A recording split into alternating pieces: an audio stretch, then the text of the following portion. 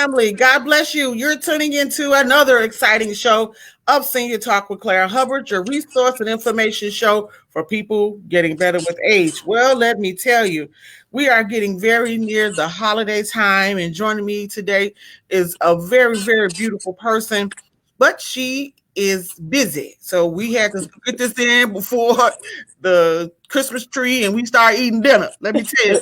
We have joining us today Miss Nicole Warner. She is a busy woman. She's administrator and marketing director of Beth Ann Place at 1143 North Laverne. Is that Laverne? Laverne. Laverne. All right, in Chicago. And so she is joining us because we wanted to just take some time to first just talk to someone who is boots on the ground. What we know is we are living and we greet you. I repeat, we greet you with the love of wearing masks, and we also have our sanitizer. We are living. This broadcast is during the pandemic of 2020, and we are here because I wanted to speak to administrators and people who are working with our most valuable demographic, our beloved seniors, as we call them, people getting better with age. Now, Nicole has been busy. Let me tell you, she is at a facility that is doing great things. And I just want to just welcome you to our broadcast, Nicole, today. Thank you so much for being with us. How are you this beautiful day? Thank you. Thank you for having me. I'm doing great. That is great. Let me tell you. So let's talk about, we know we are, as I mentioned, we're living in this pandemic. Let's talk about the beginning of 2020. We had plans, we had calendars, girl, loaded up to serve and be in the community and have fun. Tell us what the first few months was like at your property, and then we're going to lead into the shutdown and where we are today. So introduce yourself and share with that the beginning of this year as you being the administrator and director of Beth Ann Place. So the beginning of this year started off pretty different for us all, like you said. In fact, I was very ill at the beginning of this year. I get a cold maybe once a year, lasts a couple of days.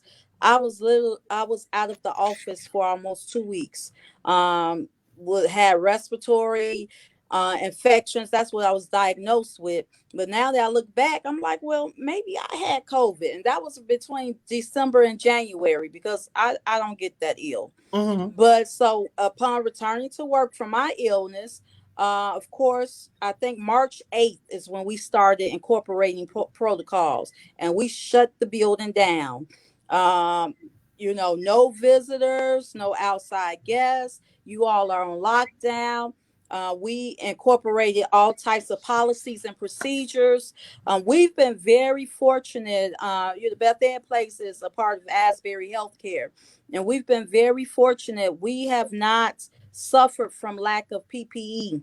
I know many hospitals and other community skilled care nursing facilities, and I even know of some supportive living facilities Mm-hmm. who had to reuse masks, had to bring in their own mask. We had plenty of protection here. So that definitely helped. It was very difficult telling grown, better, older women and men, Uh-huh. 65 and better, no, you can't go outside. No, you need to sit down. I can't go to the store. No, you can't. Well, let, So that was the hardest part. well, let me tell you this. You're going to make me laugh over here. This is what I want us to talk about. There were so many calls to my office. Girl, they told me I can't see my mama. And that's my... I said, hey. First of all, that's why I'm glad you were here. We've had Carolyn Stewart from Bethel Terrace. We had Tony Warren on. Some sharp people in the community that know what's happening. And all of you women come to this program and sit in your positions with empathy. And I was trying to tell people there is something called procedure. There is something Right. called protocol. Do you Right. not think we are going to try to avoid you from not seeing your loved one?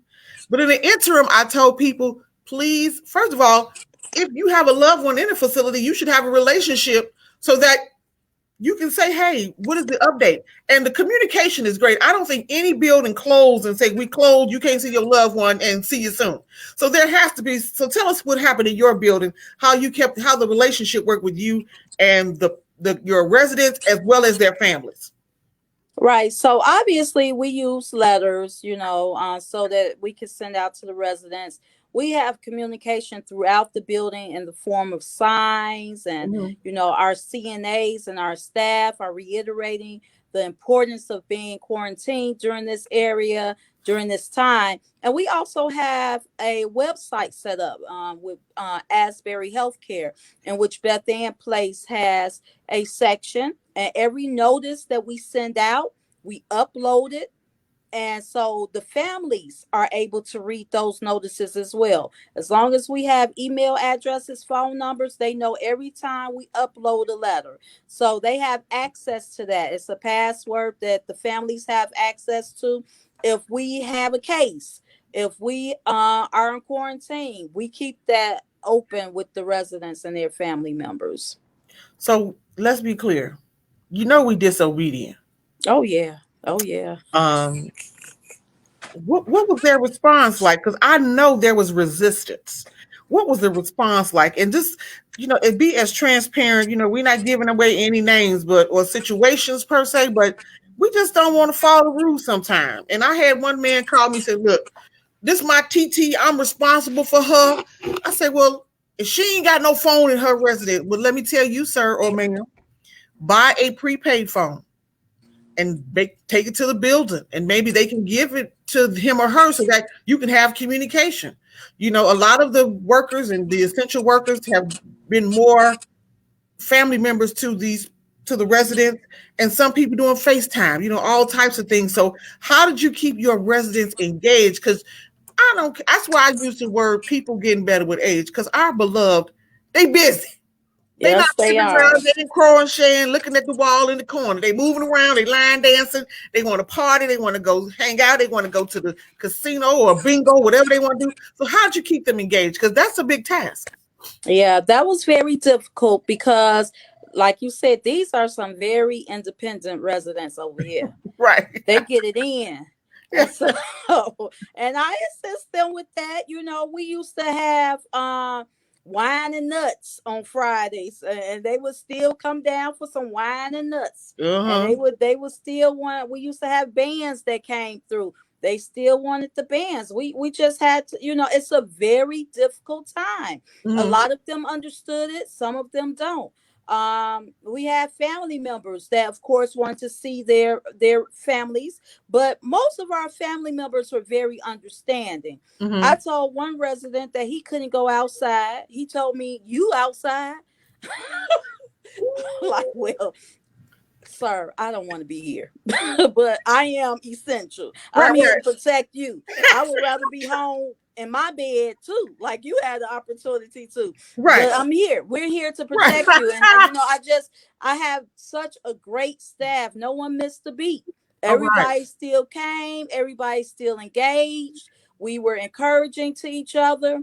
I mean, but it was a big daycare center around here for a long time. Yeah. So Adult daycare center. that's right. So let's talk about this. The property itself, how many apartments do you have and how many styles? Okay, so we have 85 units at the supportive living facility. We Okay. have studio and one bedroom units, and these are very spacious apartments. We have some of the corner units that are very large. We have that are very large. Did I lose you, No, Clarence? we're good. We're good. Go ahead, dear. Okay. We have some corner units that are large, like I was saying, some mid units that are large. Uh, the bedrooms have attached bathrooms. They're really nice units. They have linen closets in some cases. So they're really nice units. We got about four different designs of units. Okay. So let's give our listening and viewership the term of what supportive living means. Okay. So supportive living, I always like to, and you are actually used that term earlier. When I talk to people about supportive living, I say, have you ever been on a cruise? Yeah, And it's like a cruise. Everything you could ever want is on the boat. that's right. So supportive living is the in between. You don't need to live on your own for whatever reason, but at the same time, you're not quite ready for skilled care. So Sure. it had to be a mid, in between. And Yes. I too love the concept of supportive living. It used to be many years ago, you either had to be at home with your family caretaking you, or you had to go to what they used to call a nursing home. Mm-hmm. And many people, my grandmother did not want to go to a nursing home. If you please don't put me in a nursing home. If you do Yeah. anything, please don't put me in a nursing home. That was just, nothing against our skilled care communities, because those are very needed as well. But it Yeah. was just a stigma associated with being in a nursing home. So this is the in between. They still get the support that's needed. However, they have some freedom. They have Yeah. some independence, Yeah. and they could take any of the services, uh all of the services. They might just need one service, but the service is here, and that's the beauty in it all. I think I love supportive living because it's a way for especially someone who has a home, and let's say your children have gone and you raised your whole family in the house. It's a great way to downsize and still have everything you want. I mean, you got meals. I mean, you got the nurses on staff. You got now. Do you all have transportation? We do have transportation For as group well. outing, see what I'm saying? So that's another level. It's a great concept, and I just really thought about it. For those who have still maintain these big homes, you really don't have to. I mean, some people want to keep it, I understand, to pass it down to their children, but if you know your kids ain't coming back to state or whatever you're in, consider supportive living. It's a great concept for downsizing. First, you get 3 meals, you got nursing staff, you got exercise program, you got transportation.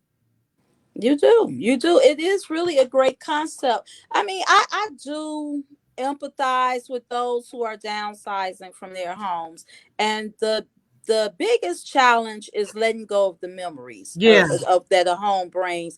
And for people who have never lived in apartment living, that's difficult too. tell the truth. So Yeah, I will be one of these individuals that wouldn't want to live around all these different people. right. So I get it.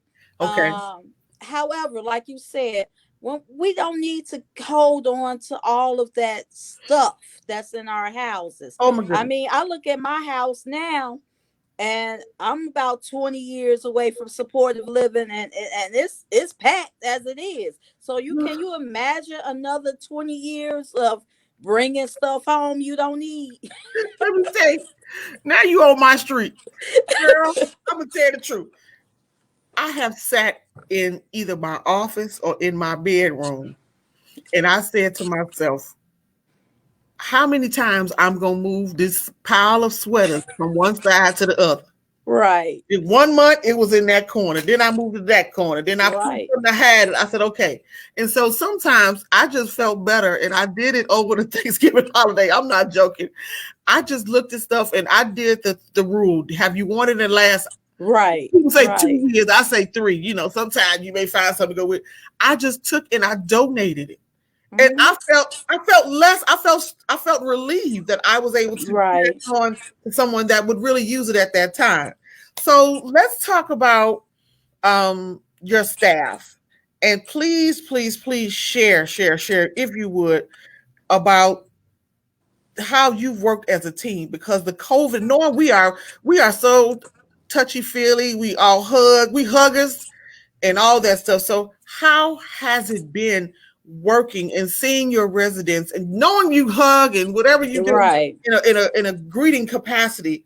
What Right. has it meant to you to say, Yeah, "Oh yeah, my it's gosh, it's been difficult because as you indicated, there's different personalities. You have those who are natural outgoing people, and then you have those that kind of keep to themselves anyway. So it's been very difficult, trying to merge all of those different personalities and trying to comfort all those personalities. Like, I mean, I'm not a hugger, but we have residents that's gonna force you to hug them. So, to tell them we can't hug, that was very difficult. And they will get sad, but as time went on, they started to understand. Like, I had to redirect a lot of them to just turn on the news. Um, Even those who weren't watching TV, we would have staff to go turn on the news, because if it's coming from us, unfortunately, it doesn't always hold as much weight. But if you see it on the news, well, the news said.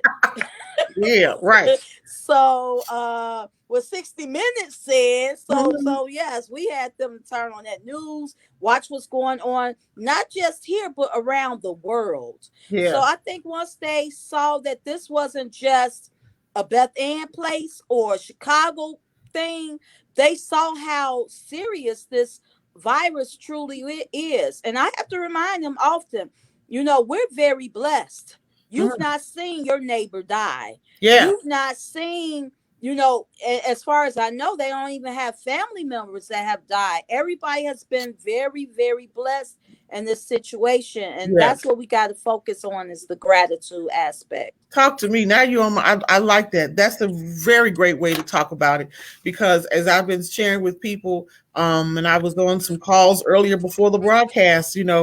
I'm going to bring an expert on during this holiday time. Our minds can go in several places, Right. and especially as those who are caregivers, are essential workers. And there's a term that I heard at a conference I was a part of in last month, and this woman says sometimes you just have compassion fatigue. Mm-hmm. Hey, I'm still here. I'm going to be with my loved one. I'm going to take care of my residents. I'm going to take care of my patients, but I is tired, and so we Yeah. have to find a way to reset ourselves. And the next 2 days in our broadcast, I'm bringing on two close friends of part of Senior Talk, who are going to talk about how to reset yourself in this pandemic. It's needed. Yeah, And I think that's the case with our staff. It's it's an emotional, yes, tiredness. yeah, And I've had many people to just think that you just sit behind a desk. yeah, It's a mental space that you really have to keep healthy, because you get tired. yeah. I've had staff and I've had to tell them, take a break, go in the office, cry, get yourself together, do Mm-hmm. what you need to do. It's not frowned upon. Take care of you. Take a mental health day. Go out for lunch.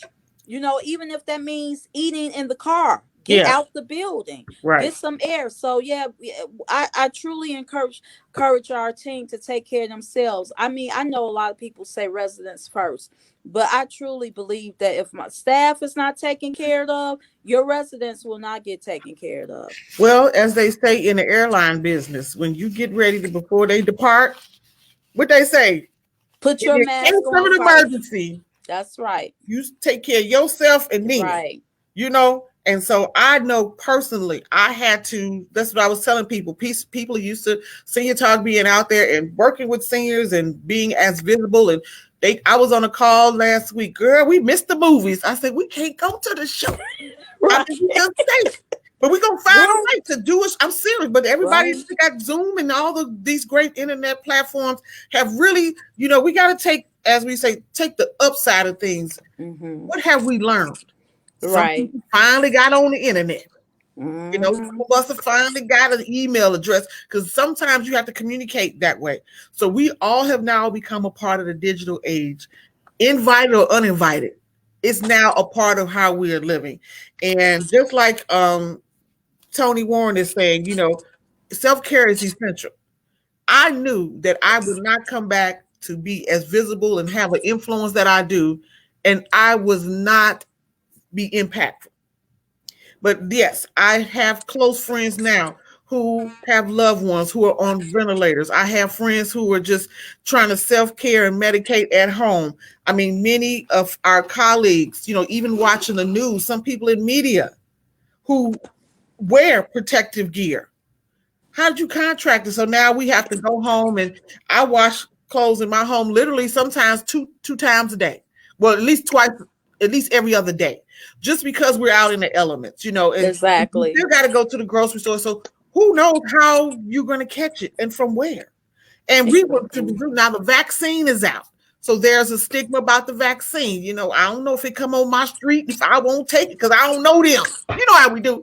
So have you heard anything about that in the community? I know nursing homes and supportive living, they're going to be they're tiered somewhere in the vaccine distribution.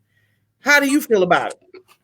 Well, I have mixed feelings as well, but I think it's worth taking a chance, and that's what I tell the residents all the time.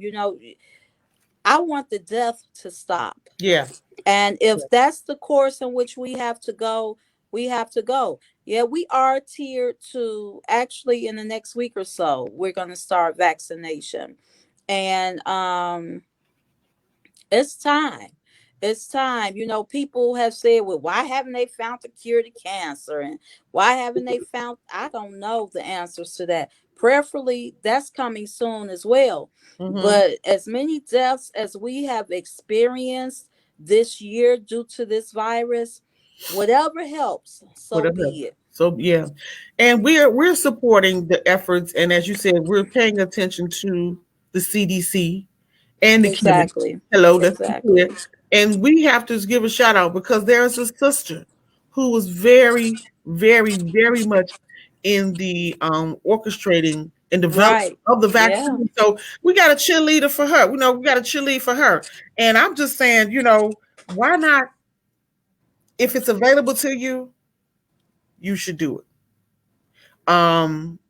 Thankfully, on my end, as you said, I don't have any family members that have been directly impacted, and I have a massive family.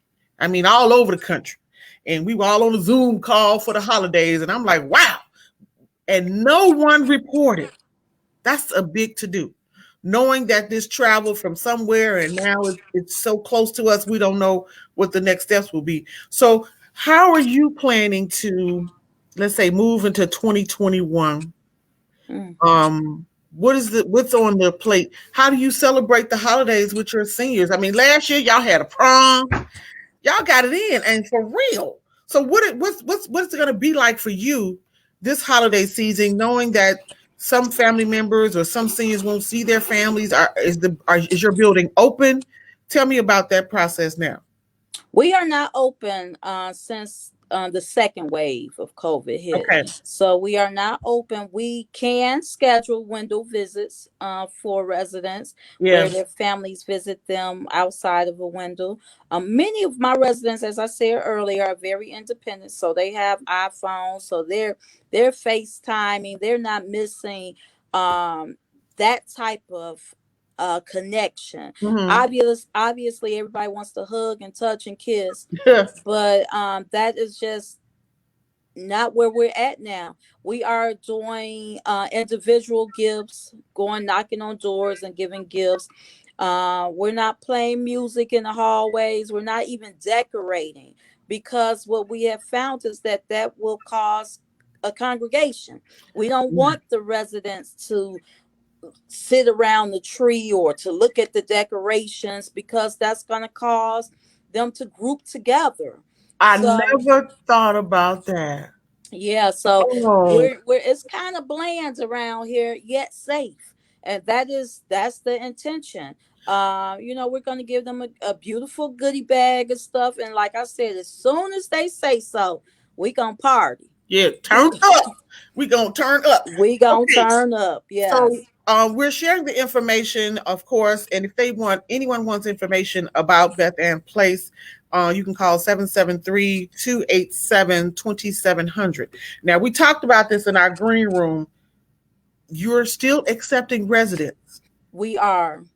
but We are. there's no tours per se.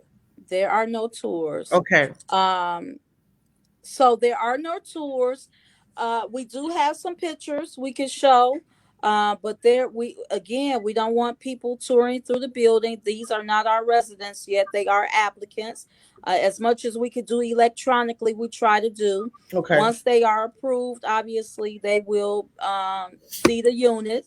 But even in that, we ask that they quarantine for 14 days once they are approved and admitted into the community.